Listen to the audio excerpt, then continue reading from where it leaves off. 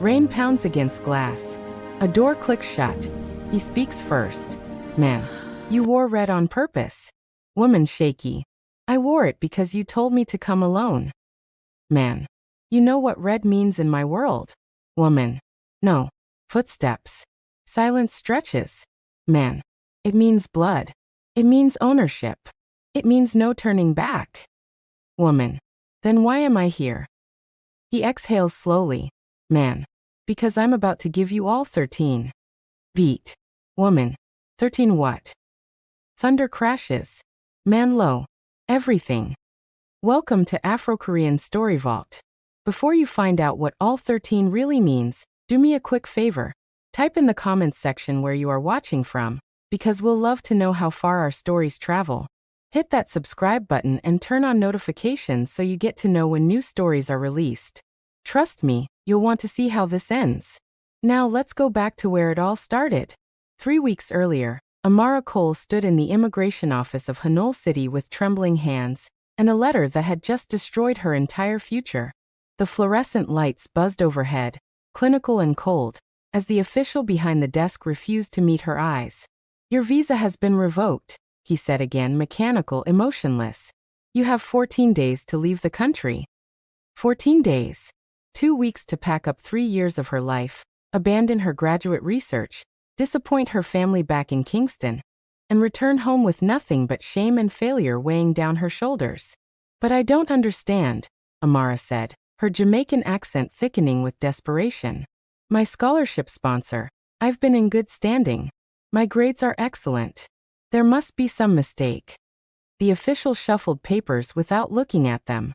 The sponsor company no longer exists. Your funding source is gone. Without financial backing, your student visa is invalid. Gone? How does a company just disappear? That's not my concern. He stamped something with finality. 14 days, Miss Cole. Please collect your documents at the front desk. Amara walked out into the gray afternoon feeling like the ground had opened beneath her feet. She'd worked so hard to get here. Won the scholarship against hundreds of applicants, learned Korean until her tongue ached, adapted to a culture that sometimes looked at her brown skin with curiosity or confusion or worse. And now it was over. Just like that. No explanation.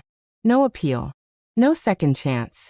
She sat on a bench outside the building, rain beginning to fall in fat, heavy drops. Her phone buzzed with messages from friends asking about dinner plans, study sessions, weekend trips. She couldn't bring herself to tell them yet. Couldn't form the words to explain that in 2 weeks, she'd be gone. You're the scholarship student, a voice said. Amara looked up. A man stood before her, impossibly tall, dressed in black despite the dreary weather. His face was striking, sharp cheekbones, dark eyes that seemed to see through skin and bone. Hair swept back to reveal a face too beautiful to be entirely safe. He held an umbrella but made no move to shield her from the rain. I'm sorry, do I know you? She asked. No. But I know you. He tilted his head slightly, studying her. Amara Cole. Anthropology graduate student. Research focus on cultural identity preservation in diaspora communities.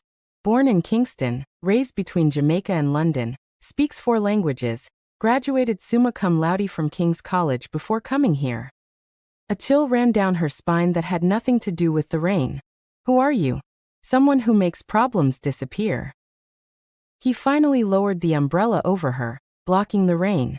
Up close, she could see the edge of a tattoo creeping above his collar. Intricate, dark, dangerous. I hear yours just began. I don't know what you're talking about. Your visa. Your vanished sponsor. Your imminent deportation. His voice was smooth, accentless Korean with the barest hint of something else underneath.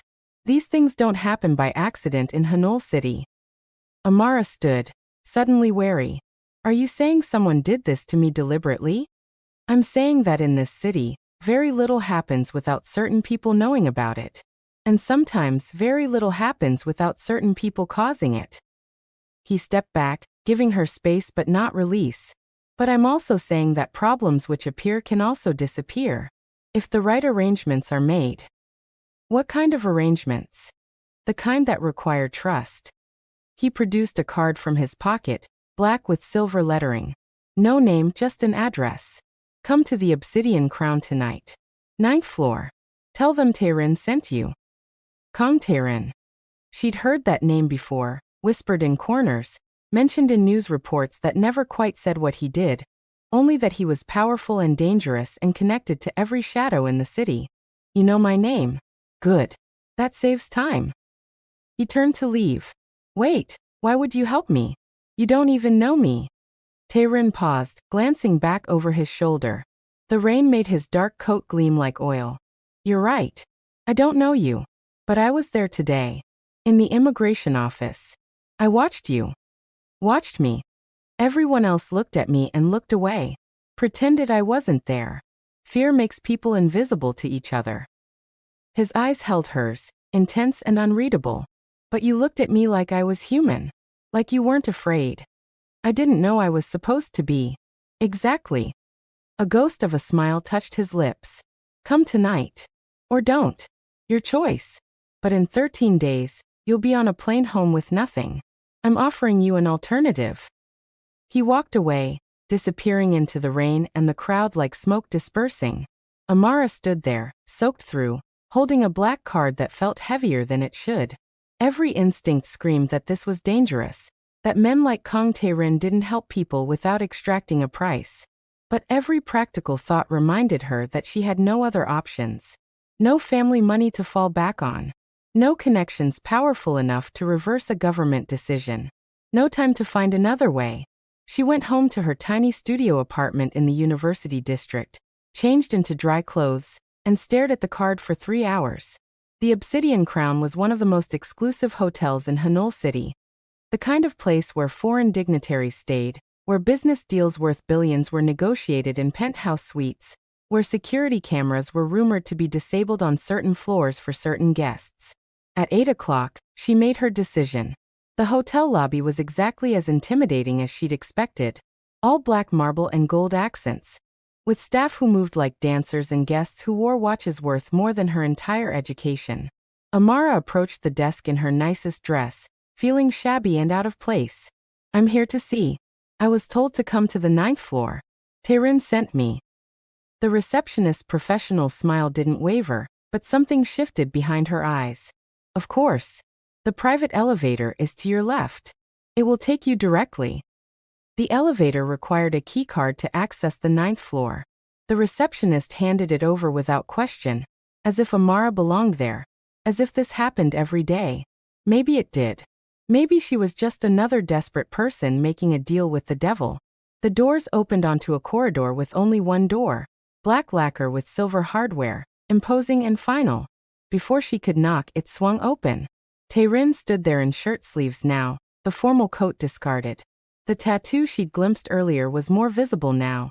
A serpent coiling around a lotus flower, the design extending from his collarbone down beneath the open collar of his shirt. The artwork was stunning and terrifying in equal measure. You came, he said, stepping aside. I wasn't certain you would. I wasn't certain either. Amara walked past him into a penthouse that seemed to exist in a different reality from the rest of the world. Floor-to-ceiling windows overlooked the glittering sprawl of Seoul City. Minimalist furniture in black and white. Art on the walls that looked like it belonged in museums. And silence. Absolute, cushioned silence that felt almost aggressive after the noise of the streets below. Wine, he offered. No. Thank you. She needed her mind clear. You said you could help with my visa situation. How? Tae-Rin poured himself a glass of something dark red, studying her over the rim. Direct. I appreciate that. Most people spend an hour dancing around what they really want. I don't have an hour to waste. I have less than 2 weeks. Then let's be direct. He set down the glass. Your sponsor company was dissolved as a favor to someone who wanted you gone from this country. A business rival who needed to clear certain research pathways. Your presence was inconvenient. Rage flared in her chest.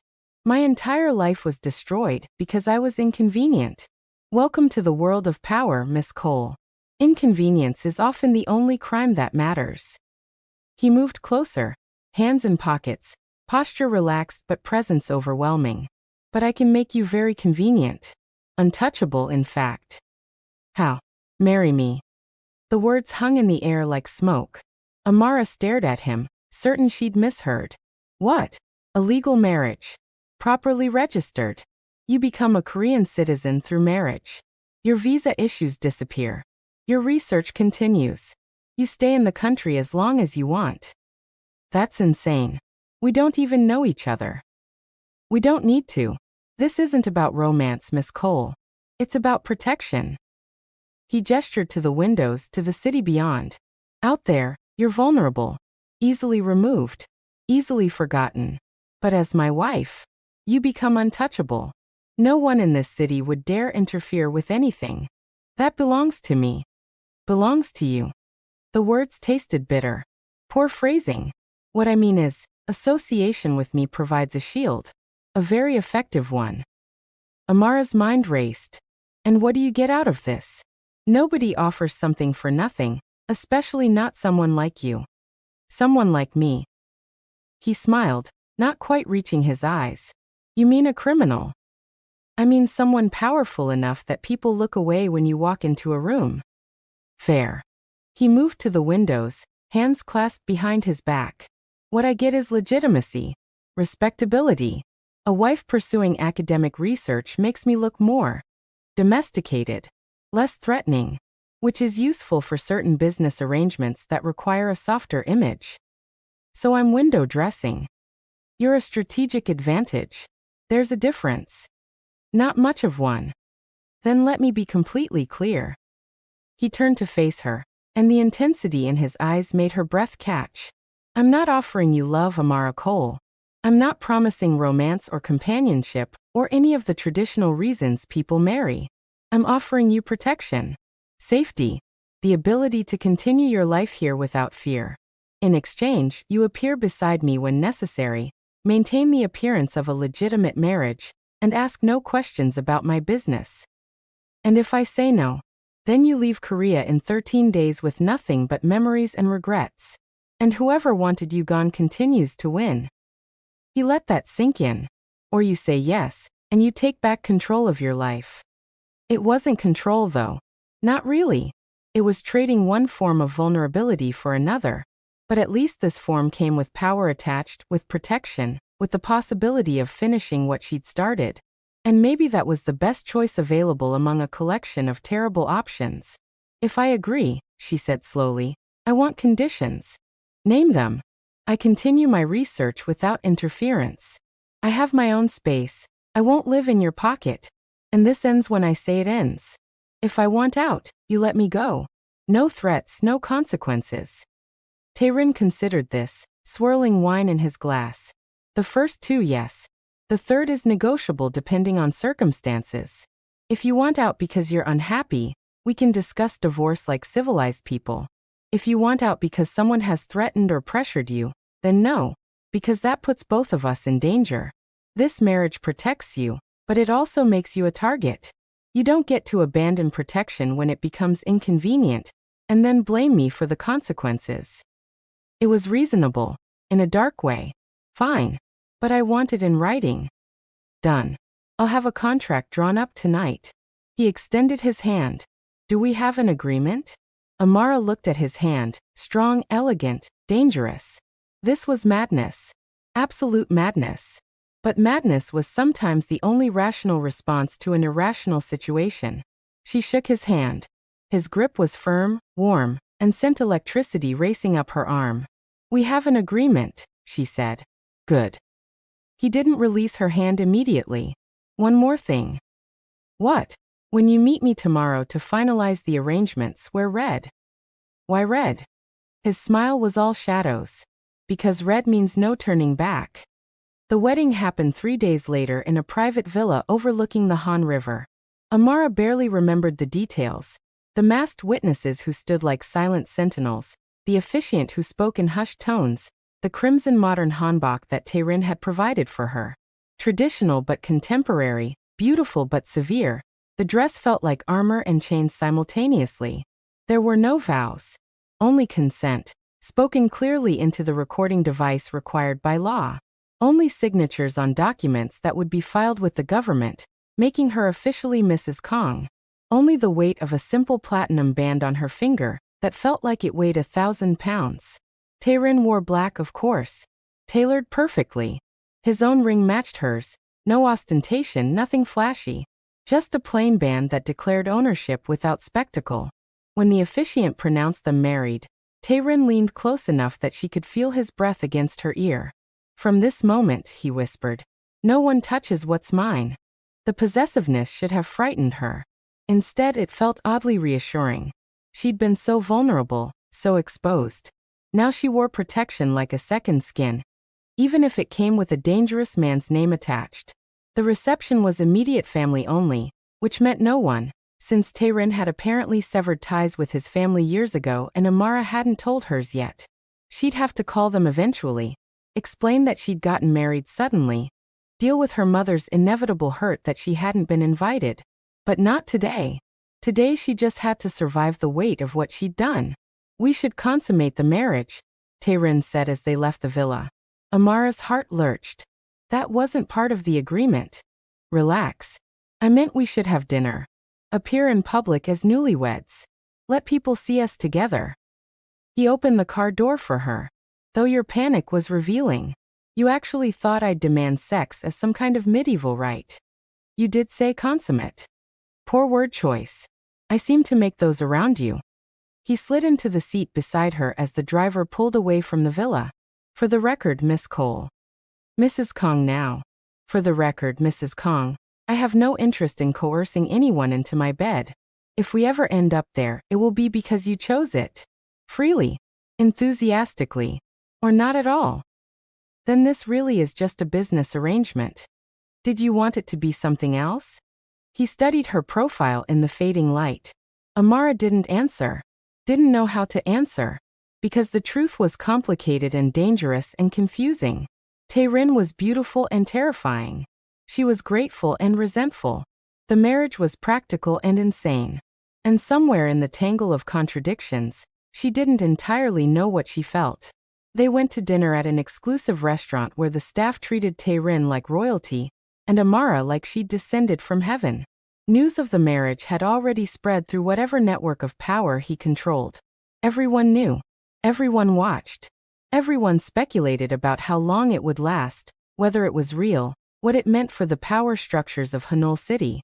"They think I'm your weakness," Amara observed quietly over wine she barely tasted. "They think you're my statement," Tae-Rin corrected. "A foreign bride. An academic. Someone completely outside the usual circles of power. It confuses them. Confusion is useful. Everything's strategy with you. Everything's survival. Strategy is just survival with better planning." After dinner, instead of returning to his penthouse, Tae-Rin took her to a place she hadn't expected. A house made entirely of glass perched on the edge of a mountain lake an hour outside the city. Modern architecture dissolved into nature. Water reflected stars. Silence wrapped around them like velvet. "This is where you'll stay," he said, carrying her single suitcase inside. "Your space as promised. I'll visit occasionally to maintain appearances, but this is yours." The interior was stunning. Open plan, minimal furniture, more glass looking out onto the lake. A bedroom with crisp white linens. A study with empty bookshelves waiting to be filled. A kitchen that looked barely used. "It's beautiful," Amara admitted. "It's remote. Private. Secure." He set down her suitcase. "You can work here without interruption. I've had your research materials transferred from your old apartment. The university has been notified of your change in circumstances. Your professors all send congratulations and expect you back in class next week. You move fast. I don't believe in wasting time." He moved toward the door, then paused. "One more thing." "What?" He removed his jacket, and she saw the full extent of the tattoo for the first time. The serpent and lotus covered his entire chest. Intricate and beautiful and clearly painful to have endured. The serpent's head rested over his heart, mouth open, fangs visible. "You'll see me in the news," he said. "Hear rumors. People will tell you I'm dangerous. That I've done terrible things. They're probably right." He met her eyes. "But you are off limits to all of that. This marriage puts you under protection, but it also puts you in a glass house. Be careful. Be smart. Trust no one completely, not even me. Then why should I trust you at all? Because I have more to lose if you're harmed than if you're safe. He shrugged the jacket back on. Self-interest is more reliable than altruism. He left her there in the glass house surrounded by darkness and stars and silence. Amara stood at the window for a long time, watching her reflection. A woman in a crimson hanbok with a wedding ring on her finger, and absolutely no idea what she'd just done. The first week of marriage was strange. Tae-Rin visited twice. Once to bring groceries and ensure she had everything she needed. Once to take her to a charity gala where they had to appear together. Both times he was perfectly polite, perfectly distant, perfectly controlled. He never touched her beyond what was necessary for appearances. Never stayed longer than required. Never gave any indication that this was anything more than a business transaction. It should have been a relief. Instead, it was unsettling. Amara found herself watching him when he thought she wasn't looking, trying to understand the man behind the reputation. He moved with contained violence, like a blade sheathed but always ready. He spoke 4 languages fluently and could discuss literature, art, history with the ease of someone truly educated, not just wealthy. And occasionally, when he thought no one was watching, his expression would soften into something that looked almost like loneliness. The second week, things shifted. Amara came home from the university to find Tae-Rin in her kitchen cooking. Actually cooking, knife in hand, vegetables being chopped with professional precision, something that smelled incredible simmering on the stove. "What are you doing?" she asked, dropping her bag in surprise. "Making dinner. You've been eating poorly. Too much instant food." He didn't look up from the cutting board. "Sit. This is my house. It's our house legally. Now sit before the rice burns and I have to start over." She sat, too curious to argue. Watched him move through the kitchen with the same lethal grace he brought to everything else. The meal he produced was simple but perfect: grilled fish, vegetable banchan, perfectly seasoned rice, soup that tasted like comfort in a bowl. "Where did you learn to cook?" Amara asked. "My grandmother. Before everything else." He ate slowly, methodically. She said a man who can't feed himself is dependent on the mercy of others. Dependency is weakness. She sounds intense. She survived the war, poverty, and 5 children. Intense was necessary. He refilled her soup bowl without asking. "Eat more. You're too thin." "I'm fine. You're stressed. I can see it." He gestured with his chopsticks. "Your shoulders are always tense. You barely sleep. I can see the lights on here at 2, 3 in the morning when I drive past." "You drive past at 3 in the morning?" "Sometimes. I don't sleep well either." He met her eyes across the table. "We're both trapped in arrangements we didn't choose, trying to survive in a world that's hostile. At least we can eat well while we do it." It was the most honest thing he'd said since they'd met. Amara felt something crack open in her chest. A warmth she didn't entirely trust but couldn't quite resist. "Thank you," she said quietly. "For dinner." "You're welcome." He stood to clean the dishes. "I can do that." "I cooked. You clean. That's fair." But he helped anyway, the two of them moving around the small kitchen in a dance that felt almost domestic, almost normal, almost like they were actually married instead of playing pretend for an audience that wasn't even watching. After that night, Tae-Rin started coming by more often. Never announced. Just appearing with groceries, or books he thought she'd find interesting for her research, or once, inexplicably, with paint supplies because he'd heard her mention wanting to try painting again someday. He never demanded anything. Never pushed. Just existed in her space quietly, sometimes cooking, sometimes reading while she worked, sometimes just sitting on the deck watching the lake in silence. It was companionable. Easy. Dangerous in its easiness. 3 weeks into the marriage, Amara woke in the middle of the night to find Tae-Rin sitting on her deck, still dressed from whatever business had kept him out late, staring at the water with an expression of such profound exhaustion that her heart physically ached. She made tea, brought it out to him without speaking. "Couldn't sleep?" he asked, accepting the cup. "I heard you come in. You look like you needed this more than sleep." "Bad night." He sipped the tea, and she saw his hands were shaking slightly. Some nights are worse than others. Do you want to talk about it? No. Okay. They sat in silence for a long time, watching stars reflect on black water. Eventually, Tae-Rin spoke. I told you I'd give you all 13, he said quietly. I remember. I still don't know what that means. The human heart. It's approximately 13 inches from the base to the tip. 13 inches of muscle and chambers and valves that keep us alive. He turned to look at her, and in the moonlight, his face was raw and unguarded. I don't know how to love softly, Amara. I don't know how to be gentle or safe or any of the things you probably deserved. But I know how to give completely. All 13 inches. Everything I am, as dangerous and broken as that might be. Her breath caught. Tae-Rin. I'm not asking you to love me back. I'm not even asking you to want this. I'm just telling you the truth. He set down the tea. This marriage started as protection, practicality. But somewhere in the last 3 weeks, it became something else. At least for me. Amara's mind raced. This was dangerous. Falling for him was dangerous. He'd warned her himself. Trust no one completely, not even me. But sitting there in the starlight with him looking at her like she was something precious and breakable, she couldn't quite remember why danger mattered. What are you saying? She whispered. I'm saying that if you want this marriage to stay business, it stays business. I'll respect that. But if you want something real.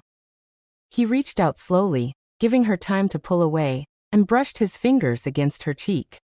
Then I'm here. All 13 beats of my dangerous, broken heart. Yours if you want it. She should have said no. Should have reinforced boundaries. Should have protected herself from the inevitable pain of loving someone who lived in shadows and violence.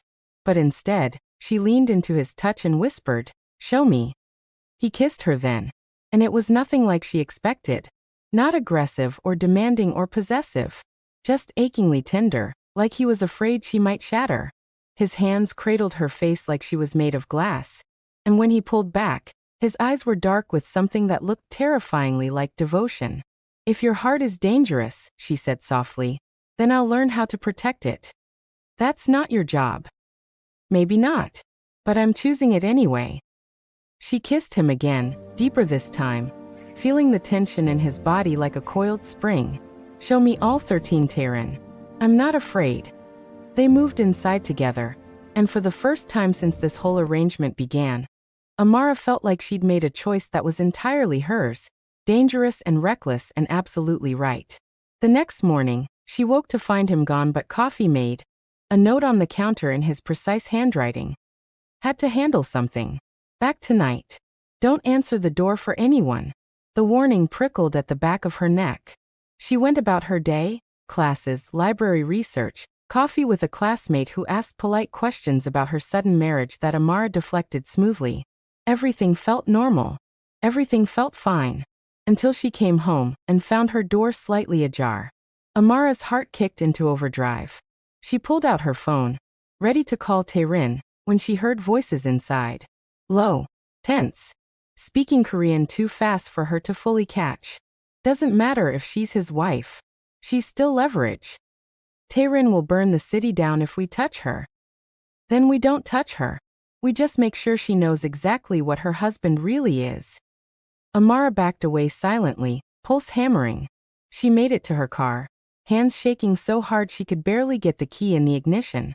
She drove without thinking, instinct taking her back toward the city. Toward the only place that felt remotely safe even though it probably wasn't. The Obsidian Crown. 9th floor. The penthouse where this had all begun. She used the keycard Tae-Rin had given her weeks ago, rode the elevator up in terrified silence, and burst through the door to find him on the phone, pacing like a caged animal.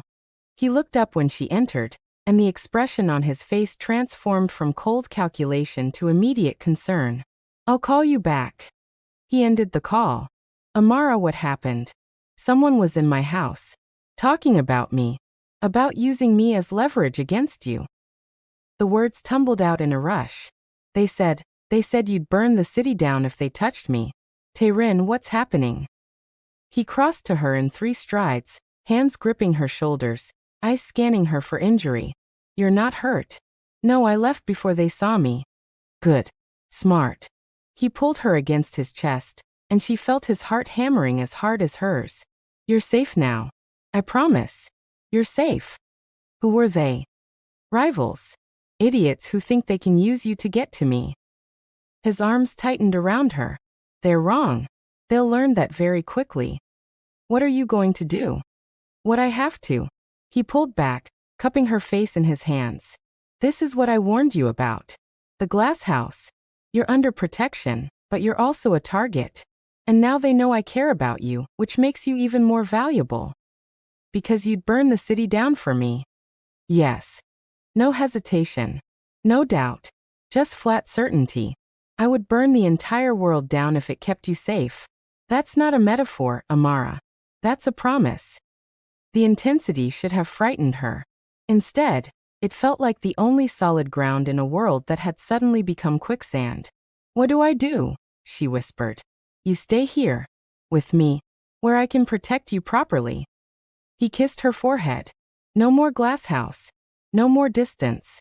You stay close, and I make sure no one ever makes the mistake of thinking you're vulnerable again. I can't just hide forever. Not forever.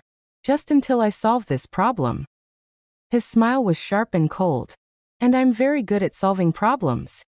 She stayed in the penthouse that night, curled up on the leather couch while Tae-Rin made phone calls in 3 different languages, each conversation sounding progressively more threatening. She didn't ask questions, didn't want to know the details, just trusted that he would handle it the way he promised. Around midnight, he finally stopped pacing and sat beside her, exhaustion written in every line of his body. It's done, he said quietly. The people who threatened you won't do it again. What does that mean? It means they understand now that touching you is suicide. Literally. He leaned his head back against the couch. I'm sorry. This wasn't supposed to happen. The marriage was supposed to protect you, not make you a target. You can't predict everything. I should have predicted this. Should have been more careful. He turned to look at her. If you want to leave, I'll understand. I'll arrange safe passage out of the country, new identity if necessary, whatever you need to be away from this. Amara considered it. She really did. Because he was offering her an out, a chance to escape before things got worse, before the danger became inescapable. But as she looked at him, this dangerous, broken man who'd given her all 13 beats of his heart, she couldn't quite imagine walking away. I'm not leaving, she said firmly. Amara. I'm not leaving. I made a choice 3 weeks ago when I came here. I made another choice last night when I kissed you. And I'm making a choice now to stay. She took his hand. If your world is dangerous, then teach me how to survive in it. If your enemies are my enemies now, then teach me how to fight. But I'm not running. He stared at her for a long moment, something unreadable flickering behind his eyes. Then he pulled her into his arms and held her like she was the only thing keeping him tethered to earth. All 13, he whispered against her hair. You have all 13 beats of my heart, Amara Cole. God help us both. She held him back just as tightly, and for the first time since this whole arrangement began, she realized she'd stopped thinking of it as an arrangement at all. Somewhere between the business deal and the red dress and the quiet nights by the lake, she'd fallen in love with the most dangerous man in Seoul City, and she had absolutely no idea if that would save her or destroy her.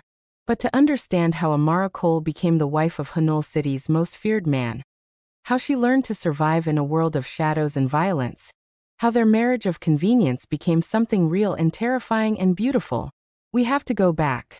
Before the threats, before the glass house, before the wedding itself. We have to go back 3 weeks earlier, to a gray afternoon when a desperate student made a choice that would change everything. Before the red dress. Before the marriage. Before he gave her all 13 beats of his dangerous heart.